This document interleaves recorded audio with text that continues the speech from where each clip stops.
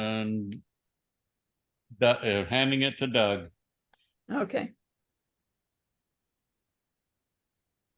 All right, you should be able to see my first slide. Yes.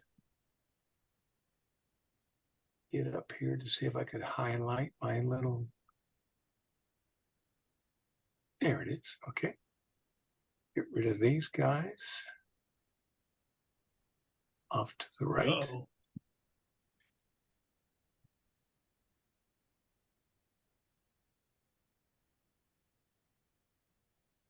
That's no fun. Why? There we go. All right, now I've got a full frame.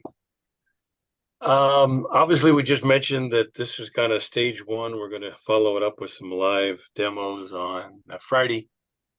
The point of the discussion today is basically kind of expanding your comfort zone when it comes to aperture, depth of field, and point of focus. I call this all about focusing on your subject and filling in to tell your story. Now over here on the right, we've got a duplication of the Dial-On Mini cameras where, oops, let me see if I can mute this for just a second. I've got a phone ringing back there. Hang on. We can't hear it if it matters. Oh, okay. Now where'd my slide go?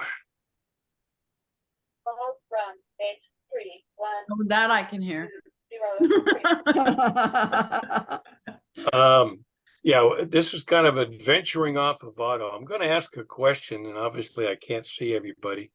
So if your answer to the question is yes, just say pick me. And that is, how many of you have your camera set to auto most of the time? Me. Okay. Me. What we're going to do today is encourage you to say why we would want to take it off of auto. And in this case today, our focus, if you will, is going to be on aperture.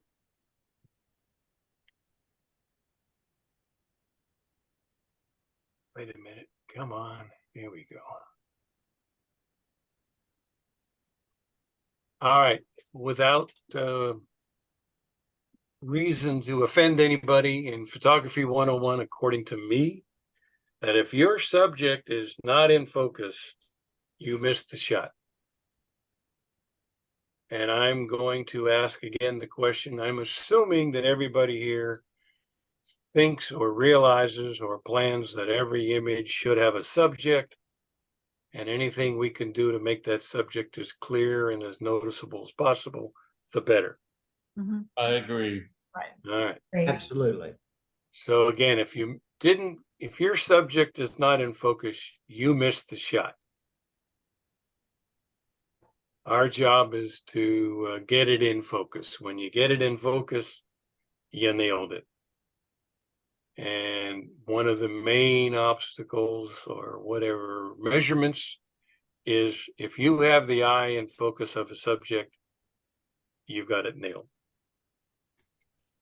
Whenever I come back from a photo shoot, one of the first things I do is want to offload my photographs, get them into Lightroom, and I'll do a first pass through as far as a review.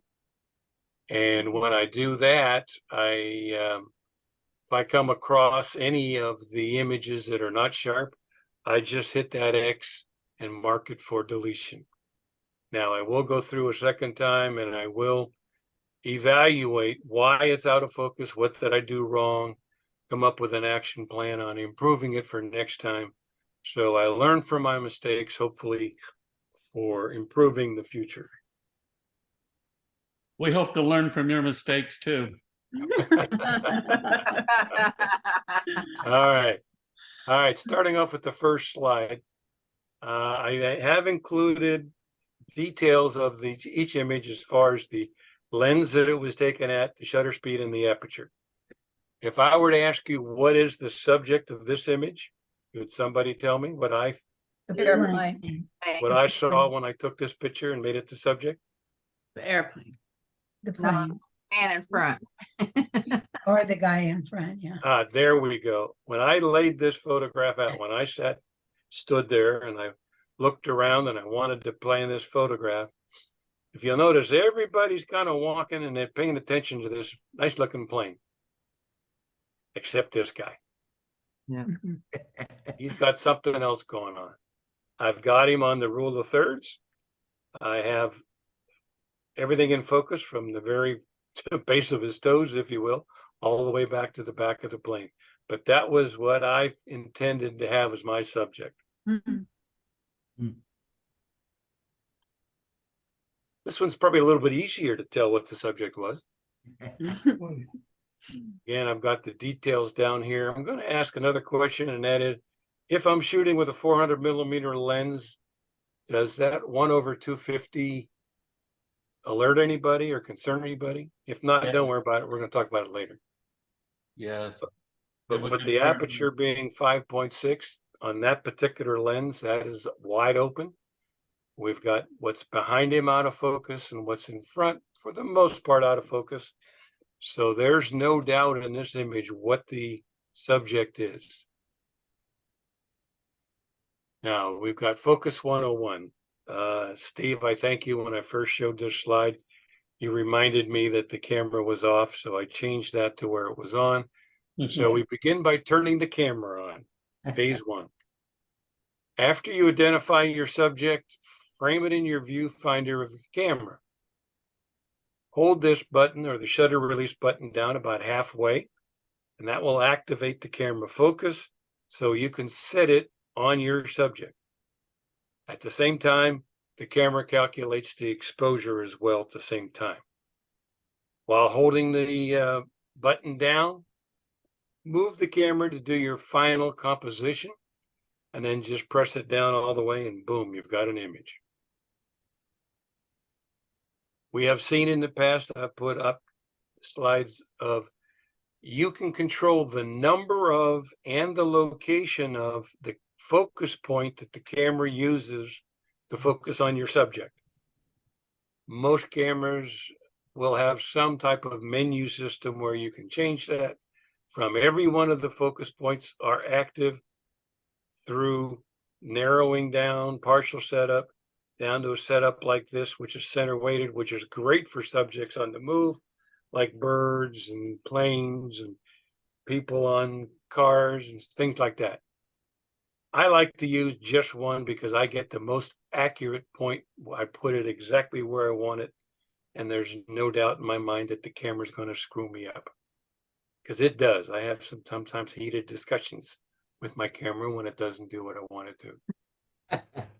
You pick the point of focus. That's where you're going to put the focusing point right where you want it. In this case, it's a cannon at a Civil War reenactment over in Paris at the Railway Museum. I put it right at the end of it where the flame came out of it. Here I put it. I didn't want the camera to focus on the door. I wanted to go in a little deeper, so I moved it in a little deeper. And then on this flower, I wanted to get a little more depth of field, so I put it to the front, and we'll talk about that. You put it exactly where you need it. And we've talked in the past that if your subject has eyes, that would be humans, that would be animals, birds, I guess potatoes. You want to focus at the eye. Now, a little bit of a question. Can anybody tell me when the single lens reflex camera, that was the predecessor to our digital single lens reflex. When was that camera introduced, brought out? In 61. Okay. Now, that is 1861. Oh, really? Wow. That is when the single lens reflex was introduced. Autofocus, which is what we're talking about today, wasn't introduced until 1976, 115 years later. Wow. And that was with these Zeiss cameras and of all things, a Polaroid camera. All right, what we're going to be talking about today, obviously, come on, go back to full.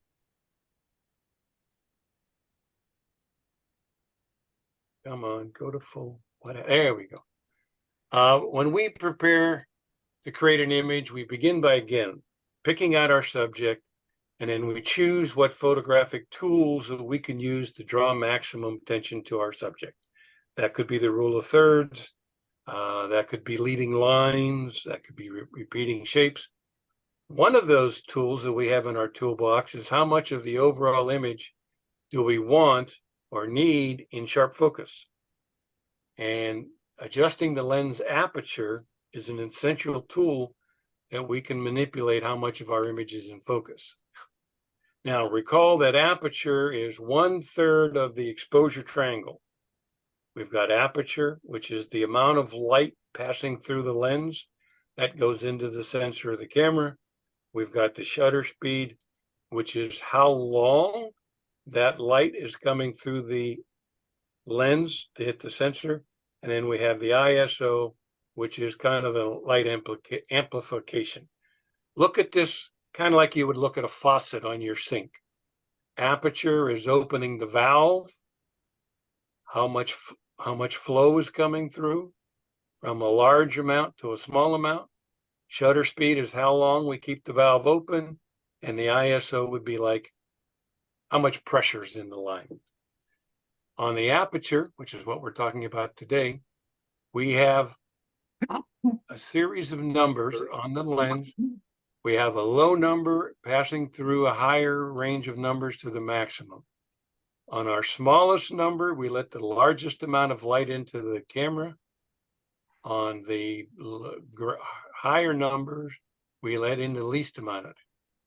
Now, with an exposure triangle, if I go from 5.6 to f8 on our aperture, I am cutting the exactly 1/2 the amount of light there was at 5.6. So when I set it f8, that's half the amount of light that was at 5.6. Now, the exposure triangle, the camera has your back. If you set it that way, it will automatically adjust the shutter speed accordingly. So if I go from 5.6 to 8, that's one stop. If the camera was looking at 1/250th of the second to be the proper exposure, it's going to slow down the shutter speed to 1/25th and let in, again, that amount of light back in it to keep the exposure proper. Now, this works great. The camera has your back. This is all done automatically. We don't have to worry about it. However, at some point down here on the shutter speed, we need to be aware of, it could set it to a shutter speed that is simply so slow to let in the light to make up for what we did on the f-stop, that it might be too slow for us to successfully hold the camera still without getting camera shake. And we'll talk about that here in a bit. Now, when we're talking about the depth of field, there is also a depth of field triangle. We talked about aperture. Aperture setting is probably the #1 way to control how much is in and how much is out of focus in relationship to our subject.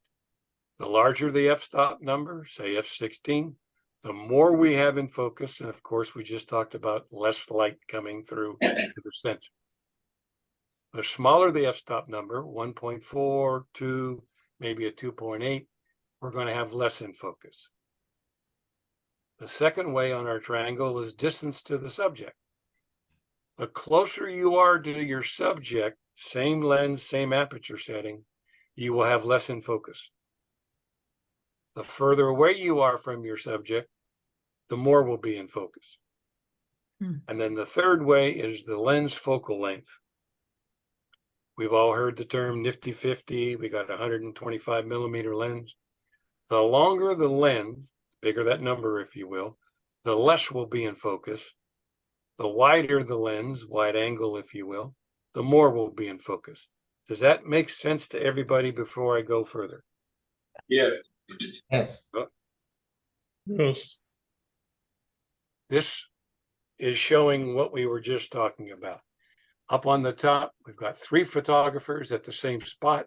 We have 3 subjects at the same distance. We have one guy in red set at 2.8, which is close to being wide open. The blue in the middle is blue in the middle is f8, and the yellow is f22. We go wide open, close down, one and kind of halfway. You can see the red zone here is how much is in focus. This is our depth of field or in focus zone. Anything that falls within that zone will be in sharp focus. Changing the focus distance. Here we have our same photographers lined up at the same spot. Red, we have our subject very close to the camera, our blue subject to the blue photographer, kind of in the middle, and then our yellow subject is further back. Look at how much we gain in focus. And then the last thing is the focal length of the lens. Again, your photographers are lined up at the same spot. Your subjects are lined at the same spot. We've got a 28 millimeter wide angle, a 70 millimeter kind of mid-range, and then we have a 200 millimeter telephoto, and you can see what happens to our depth of field or our in focus zone. All right, well, how do we get the aperture priority on our cameras? To begin to use aperture for depth of field, you need to set the camera off of auto, spin the dial to A. Now, here we have a lens. This is showing the depth of field range, and we have some distance. This is a focal distance chart that many lenses still have, although I would say some of the newer lenses are getting away from a lot of this, or definitely not as detailed. This lens is a 35 millimeter f2 to f16. We have it set for f5.6. I go down here to my aperture distance scale. I come up and it's going to be about 4.5 foot is the start of the in focus. If I come over here, we're going to be about 7, maybe 7.5 foot. So this is that red zone we just saw. We're going to have roughly 3 foot in focus. If we were to stop down to say f16, keeping the focus at the same point, we're going to come all the way down to 3, maybe 3.25, all the way up to somewhere between 12 and 30, which is probably 20. So we're going to go from 20 feet all the way down to 3 feet. In aperture priority, you manually set the lens aperture to what you want, and the camera will take your back and pick up the right shutter speed to keep your exposure in play. On most cameras on that rotating dial, assuming you have a rotating dial, A is for aperture priority. So you come off of auto and you go to A, and now you can manually change the aperture based on what you need. It could be a ring on the lens, or it may be a knob somewhere on the body where your fingers fall. A is what you're looking for. Canon likes to think they're different or they're better or whatever. They don't use A, they use AV. Does the same thing, it goes to aperture priority. But what we have here is aperture value. Now, again, as we get into some of the newer cameras, they've gotten away from these rotating dials. They've got an LCD screen on the top of the body or maybe in the back. Hit a mode button, and with this rotating dial, you're able to go from aperture priority, here's shutter speed priority, here's manual. So you're able to get the camera set without a lot of difficulty. Again, I'm going to go back to these lens aperture and focus scales. I just showed that. This is an older lens. Again, some of the third-party lenses, maybe Zeiss, Tamron, Sigma, they seem to still hang on to these. Here's a newer lens, fixed focus 24. You have your aperture settings, but you don't have a lot of detail on your depth. So you have to kind of, or your distance. So you may have to kind of wing it a little bit, but they at least give you the depth of field to play with. And then here's a modern zoom lens. A zoom lens, because you are changing the focal length, if you will, on the same lens. They give you a couple different settings based on if you're at 35 or 24. These will vary depending upon the brand of the equipment. Now, how do we do that if we don't have that very detailed distance in particular? I recommend getting a depth of field calculator on your phone. I'm assuming that most of us carry a phone with us when we're out and about with our cameras. The first thing you do is set what camera do you have, both by brand and model number or type. This is basically making the choice between a full frame camera and a crop sensor camera by brand. Crop sensor will have a different value when it comes to depth of field than what a full frame sensor will have. You enter in your camera type, you enter in what lens you have on it, what your aperture, and you enter in the distance to your subject from where your camera is, and it calculates your depth of field. This is what is in focus of those red lines we saw earlier, just under 60 foot. At 20 foot, what you're going to do is you're going to get 11 foot 7.6 inches in front of the subject will start the focus, and 71 foot 3.8 inches will be behind it. Now I put these little caveats here. You need to kind of remember that when you focus, 1/3 of the in focus zone will be in front, and 2/3 of the focus zone will be in the rear of the item that's in focus. And that will come in handy in a second. Again, we're seeing our focus zone generally with the 1/3 in front and the 2/3 in back. We have a lot of play in here, particularly when we're talking about a big depth of field. We have some room to manipulate this in focus zone. Let's say, for an example, you had a dog or the cat and it was in front here, but it was out of the focal range.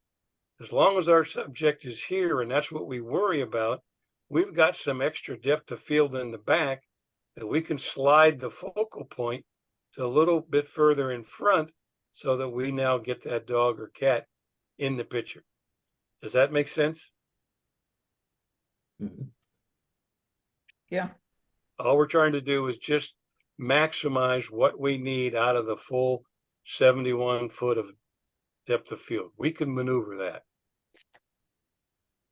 Now, we can also manage it as well. One of the things that cameras often do when we're talking about a subject that's a fair amount of distance away from us is that the camera will focus at infinity. I hope you all know that infinity is basically as far away as you can focus as possible, and nothing behind infinity will change. If your camera is focused at infinity, that's as far as away as it will focus. That makes sense? Yep.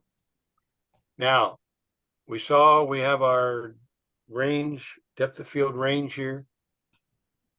Camera focused at infinity, we happen to be at f/16. So what is in focus is from 8 foot to infinity. Can't go any further past infinity. Look at all this extra range we have here. If we take the infinity mark, if we move that, just rotate the dial, the focusing dial, to where the infinity mark is over the working aperture setting. Look what happens over here on the front side. This is going to rotate here, maybe an inch. If we calculate back here an inch, we're going to go, instead of 8 on the front side, we're going to go all the way to 3.5. Just because we lost this distance for our depth of field because we were at infinity. Here you see that right here. Another way is if we're happy with the 15 foot, if we happen to focus at 15 foot, again, this is going to move to maybe 6. This is going to be over here, right over at the focus point. We have all of this lost depth of field. So if we want to move more in front of our subject, we take the f/16 or the 15 foot and we rotate that over to the f/16 mark. That's going to get more in front. If we don't want that, we want to lose some of the back, we go ahead and move that the other way to the other f/16 mark. So we can control a little bit of how much we do this. Now, Don't forget to turn your lens autofocus switch off after you've made this adjustment before you shoot the picture. Otherwise, it's going to refocus back to infinity. Does that make sense? Mhm. All right, let's get some examples and see where we are here. Here we have a sweat bee on a wild radish plant. This happens to be over at the Nature Center. My subject, when I laid this out, this is the primary subject of this story, the bee on the flower. Now I've got this over here, which is still continued part of the flower, but it is out of focus. It's a secondary part of the subject, but I thought it was important enough to include some of it a little out of focus. Look over here, of all the other things that might be behind here, all the branches and other flower, they're gone because of a narrow depth of field. All right, here we have Heritage Park over in Cerritos. This is just off of Bloomfield Road, south of the 91, about across the street from the Performing Arts Center. Again, we've got this whole park is set up with a colonial look to it. We've got Civil War cannons, buildings, places for children to play. This was a 50mm lens, f/16, and 1/20th. I'll talk about that in a minute. I wanted in this image from the cannons in focus all the way to the building. Now you'll notice behind the building, I don't care what's behind the building because I can't see it. These trees don't matter. So I wanted to have it f/16. I want to place my focal distance. If I put it on the front at the cannons, I'd have a third of the what's in focus off the end of the image, and I may not be able to pull the building in focus. Same thing if I focused on the building, I might end up not getting this in focus. So in this case, knowing that 1/3 of your focus depth of field range is in front of the focus point, I actually put my focus right there. That gave me 1/3 in front, 1/3 in back, and I have all the way from front to back. Now, we talked about this. I went ahead and set my f/16, let the camera have my back and do the shutter speed, but it ended up at a 20th of a second. That's pretty slow, and that is pretty tough to handhold a camera at that, even with a 50mm lens. So at this, we need to be aware of it, not freak out over it, but be aware of it, so that we need to take a little longer when we get ready to hit that button. I actually sat down on a bench, put my elbows down on my knees, and was very, very stable so that I could keep the camera still at 1/20th. There's another way of kind of guessing where we get into trouble for a given lens. This is called the reciprocal rule, and I think we've seen this before, where if we take a 1 and put it over what our lens focal length is, that is the minimum recommended shutter speed for a given camera focal length. If I'm at 50, we probably want to start being careful when we get below 1/50th of a second with a 50mm lens. If I have a 250mm lens, I'm going to want to have 250th of a second. Kind of important to fall back on that. Here is your classic depth of field aperture priority image. This is Paramount Ranch out in Agoura Hills, California, which is no longer there. Unfortunately, it was eaten up by a wildfire that went through there about 3.5, 4 years ago. It was a working movie lot, actually run by the National Park Service. Here we have the camera. It's 150mm. This is as far as that particular lens. The 24 to 105 f/4 is the maximum opening on the aperture. Focused on here, and these are out of focus. This is classic depth of field aperture priority photography. Moved out to Paris, California, to the California Railway Museum. On the story I wanted to tell here, obviously when you have a railroad, you typically have baggage, people loading and unloading baggage. Here's a baggage car. When I planned this image, when I'm looking around, kind of composing my image. I wanted the baggage cart in very good focus along with the locomotive. Here I have a 16 millimeter. This is a 16 to 35, 1/40th of a second, and I'm a 13th, F13. You can see I've got the luggage in sharp focus. I've got the train in sharp focus. Went inside the station building. Typically, when you go inside the station building, you're in close quarters. We're dealing with usually a wide angle lens. I kind of focused the main subject just a little bit on the right-hand side third with the pop bottles and some tools, a spittoon. Anytime you have light areas in your subject, your eye is going to wander towards that lighter area, and that follows with the focus. Here we have some dynamite crates, gunpowder, and even a traveling salesman's sample luggage. 24 millimeter F16. Seal Beach Car Show. This is the Fighting Irish funny car, primarily made its fame to claim for the Beebe brothers who operated it in the 70s. Mostly in Southern California, didn't venture into the national scene too much. It did once, and it did win once, but mostly it was playing here in this Southern California, Northern California area. 28 millimeter, 13, F13. I'm going from the very front edge all the way back to the back of the car. This gentleman actually, it's turned out when I was talking to him, was a pilot for this for a while. It's actually the driver. He happened to see it down there. I've got a little location going on in the image. Focus is going back and letting me know that we're at Seal Beach. And we've got some other bit characters going on here as far as it's obviously a car show. These people don't really care. Obviously they had to be there when I did my composure, but they're not a part of the image as far as the main subject.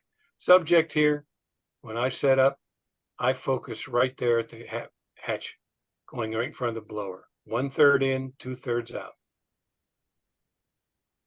Here we have a Kalamazoo Speeder. This is a maintenance away car for the railroads. Actually, it has railroad wheels on it. This one happens to be a 2-seater. This is the control panel. Whenever we have text in our subjects, particularly if it's near or is our subject, you want that text to be as sharp as possible. So we've got the raised letters, and we even got the stampings involved. Got a little bit of a depth of field, 9.5, 30 millimeter. With this particular lens, that was a 1.5 stops in from being wide open. We've got the flag. Why do they use this car? Let's say, for an example, our storm we just had, after the storm clears or whatever, the guys will put this on the rail. It's got a gasoline-powered motor.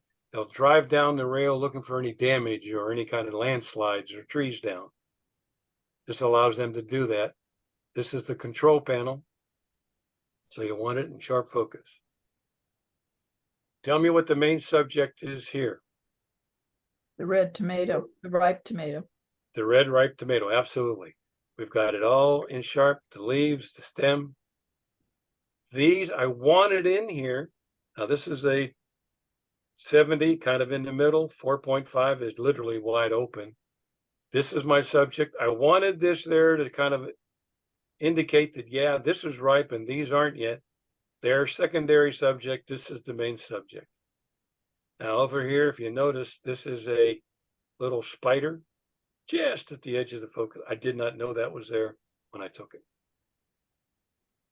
Even in black and white, everything we're talking about works in black and white just as it does in color.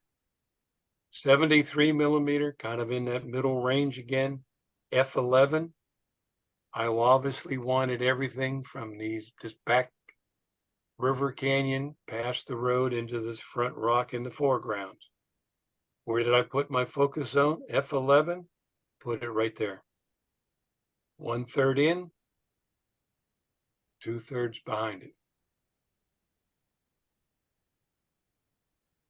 Here we've moved up into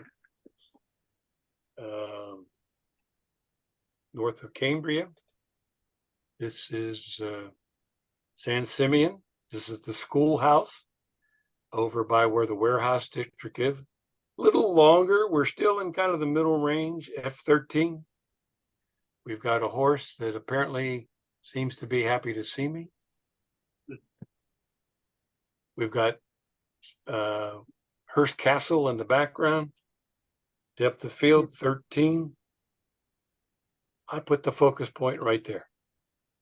If I had focused on the building, which I did, we got 1/3 in front, 1/3 in back. If I had focused at the hillside, chances are certainly this horse would probably be out of focus. San Simeon would, or the Hearst Castle would be fine, but we might have lost a little bit of our depth of field in front. This is the Long Beach Airport Festival of Flight. They do every year. This is a helicopter company doing tours. 105, this is my 24-105. Now we're into the telephoto range, F11. I've got her in focus, able to read her t-shirt. I've got the pilot and the helicopter in focus. And after we get behind there, we begin to lose the depth of field, which we're in an area where it doesn't matter. I only needed enough to do this. I did not care about that. So when I did my, where I put the point of focus was actually right here on her head. Again, we put our focusing point where we can maximize our subject as far as being in focus, as well as being clear to our audience. Here we have a red-eared slider. You can tell them because of the red ear here next to their eye. 160 millimeter and reaching out into the telephoto range as we may. The longer the lens, the less in focus. There could be some stuff back there that could distract the viewer's eye, but it's not there. I've got the focus point right here. I've got this front log in focus. This is drifting out of focus and this is way out of focus. I've got a very shallow depth of field because that helps me get rid of some of this distracting stuff in the background. Here we are at the Patient Gardens. Again, when I mentioned when we have text, we want to have that text in sharp focus. Here we have 2 signs nailed to the front, 1 nailed to the back, 4x4 post. I know when I went to school, a 4x4 post is not 4 inches by 4 inches. It's 3.5 by 3.5. So I don't have a lot of depth of field need here. So I got f5.6, and again, I'm in the telephoto range. Western fence lizard over at the El Dorado Nature Center. Again, 200 millimeter, wide open at this point. I only have the front part or most of the fence lizard in focus, including their eye. Whatever's in the background does not bother me. I don't want it there. If you wanted a little bit of the stuff, whatever it might be in the background, to give it maybe a little bit of a story, we have a lot of room here on our depth of field that we can change it. We can change our aperture, go from 5.6, go to 8, get a little more in focus back there. Next stop would be 11, maybe get a little more.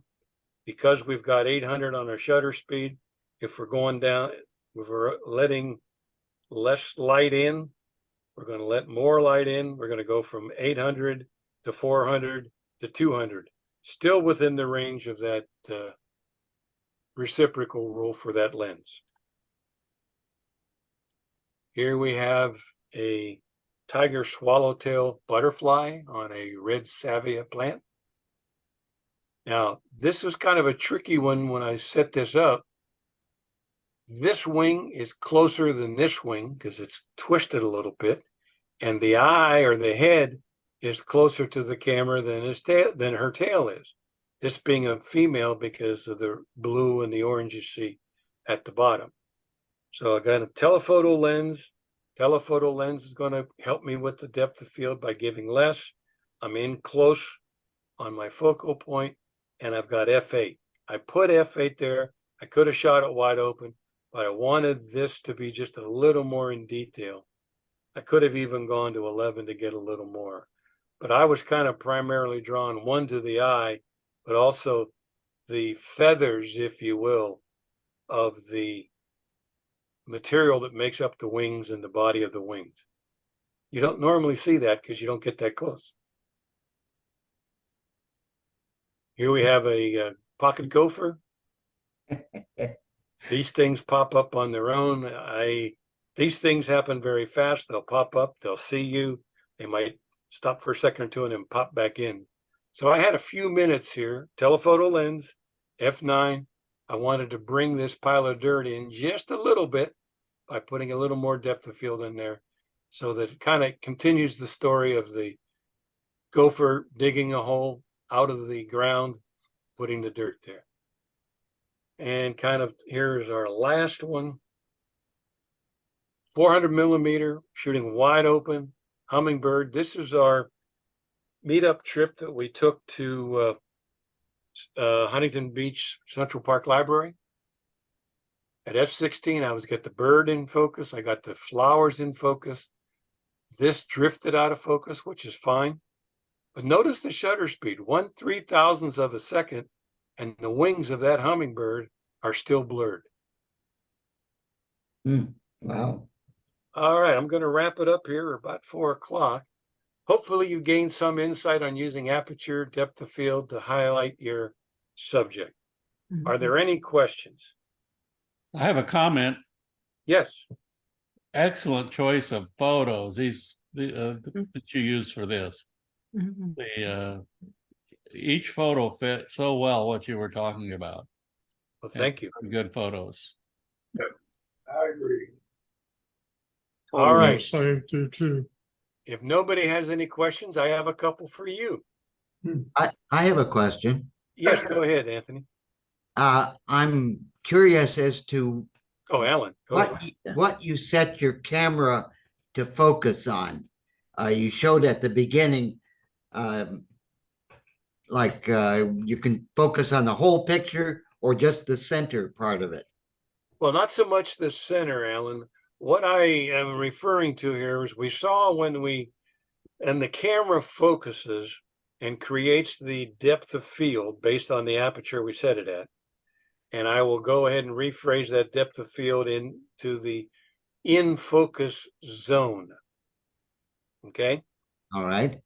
1/3 of the distance in the focal zone is in front of your subject, and 2/3 of what is in focus is behind it. Okay. Yeah. Say, for an example, that picture of the Heritage Park where we had the building in the background and the cannons in the front. Mhm. If I had focused at the building and the camera set there,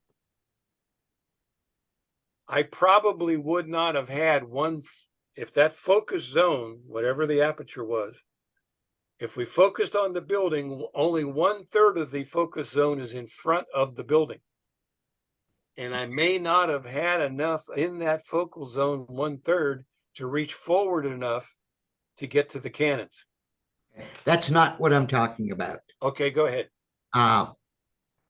At the beginning of your lecture, you showed whether the camera is set for the focus for everything or just a central point of focus.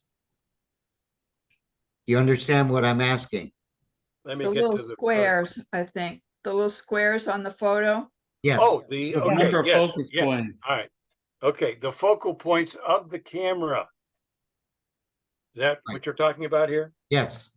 Okay, ask your question again now. I know what you're talking about. Okay. So what do you normally use? Do you use something that covers the whole area of what you're trying to get, or just to get like a few of the points or like one central point? Okay, Alan, the way I use my camera, and I'm just talking about me, I find that by using just a single point Okay, in the center is what I use probably 99.99% of the time. okay. And I think that's part of my problem is I need to reset that in my camera. Yeah, generally an autofocusing system in our cameras, whenever you hit the button to set the focus, the autofocus system with all of those little squares wants to light or attach to focus on, is another way of saying that, Uh-huh, the item that is closest to the camera, with a caveat that is in the focus range of the camera. So if I have three things lined up, as we saw with those lights there at Paramount Ranch, okay, uh-huh, if I had all of the focus points on and I put my camera up to take that picture and I had all of the points active, it would have probably focused on a different light than that because it would see the first closest thing and attach it to there. okay, Because I used just a single point, I put that single point to that second or third light, whatever it was, and I made sure that the camera focused right there. okay. Does that make sense? So you can move that point around to where you want it to focus on. I was gonna mention that, exactly. Yes, as far as that single point, if you have just one single point active, you can move it anywhere you want to. Now, why I leave it into the center, as we talked about, is when you go ahead and frame your subject in the viewfinder, if I have that framed with the center point basically in the center of the image, I can hold down that focus on the button halfway and I can move my camera left, right, up, and down to now do the final composition, which is sort of the same thing of moving the focus point left, right, or up and down. So I can do that without having to manipulate where that focus point is. It's always in the center when I turn on my camera. Okay, Lawrence, did that make sense? Oh, yes. Now, Okay. most of the time I use manual, where I You can use what? choose either aperture or speed or what I want, Okay. but I'm still using aperture most of the time in manual. Yeah, I do as well. Mine is in auto. I'll leave mine in auto. Are there any other questions? Doug, maybe you covered this already, but when does your sharpness fall off? Say if you get up to f16 or 22, you lose a little bit of sharpness in the lens. Okay, if I understand your question, what we're talking about or what you're talking about is diffusion of light coming through the lens Mhm. at a narrow aperture. Yeah.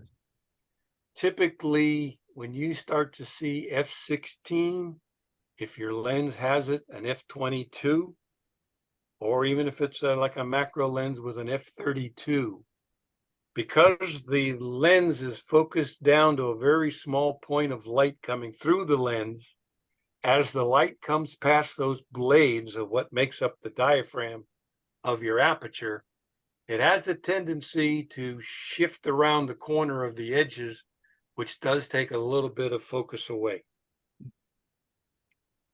With our newer software, our newer cameras, that is not as much of a problem as it used to be, but just be aware of it. If you start to go in f8, f5, 6, there's always going to be one aperture that your camera likes the best and produces the sharpest images. That'll probably be in the center. On mine, I've got one that's f8. My other two lenses are f11. So I know that's where my sharpest sweet spot is.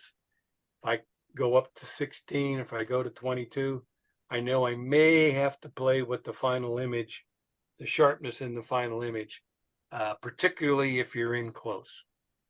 John, did that answer your question? Yeah, yes, thank you. Okay. Now, again, I'll go back to the questions I have for you. What 3 ways can affect the depth of field, the in focus zone of an image?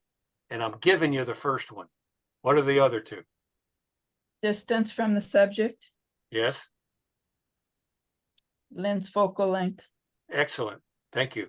I took Now, notes. for extra credit, what was the other way?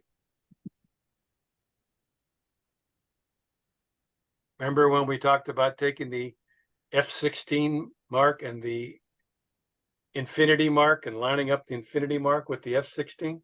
Mhm. Where we kind of manipulate in that focus zone.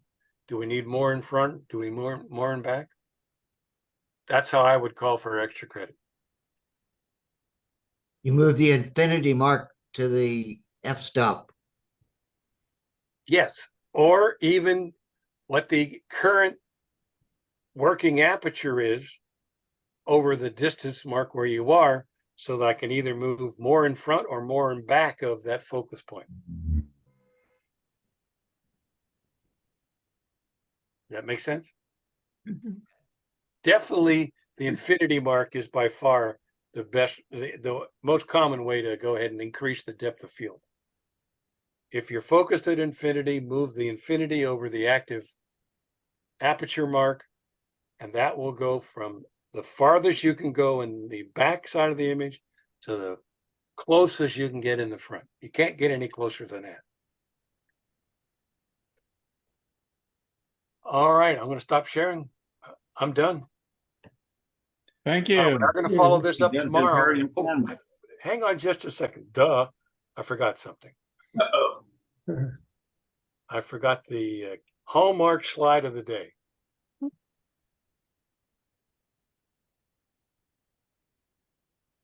All right, Oh, coming to a Warrior classroom near you soon. Friday. We're encouraging you to bring your camera. I'm going to have, and Stephen are going to have a lot of these things to set up, to play with the focal length, the aperture. So we're going to have some things to focus on. Now I can stop. Thank you. Very good. I like the fact everything was in detail. Thank you. That's what I strive for. The second slide in, I hope I don't offend anybody. I don't mean to, I didn't have anybody in mind. But if you don't have your subject in focus, you missed the shot. Right. Now, I'm leaving out the creative artist type photography. I'm leaving that out when I say that. Because there you have a lot of things out of focus and they're designed to be out of focus. That no matter how hard you try, you sometimes end up, even though you're focusing on being in focus, you can still have an out of focus image. And I went to Laguna Beach over the weekend to try and watch the hurricane come in. And there's a couple shots I took I really like, but when I put them on the computer, it's not in sharp focus. And I can't remember what I did wrong, but I think it just happens sometimes. We all make mistakes. I blame it on my camera. Sometimes the camera takes a picture that I wasn't ready for, and it takes it all by itself. I was thinking that you're right. It was the camera's fault. I didn't do anything wrong. You're right. Yeah, I'm a control freak. I have control of that camera most of the time, but occasionally it'll sneak one in on me. All right. I think Rolly asked the question down at the chat about being there on Friday. You have, I guess, some computer issues, Rolly? You're muted. you're muted. You're muted, Rolly. Turn your microphone Rolly. on.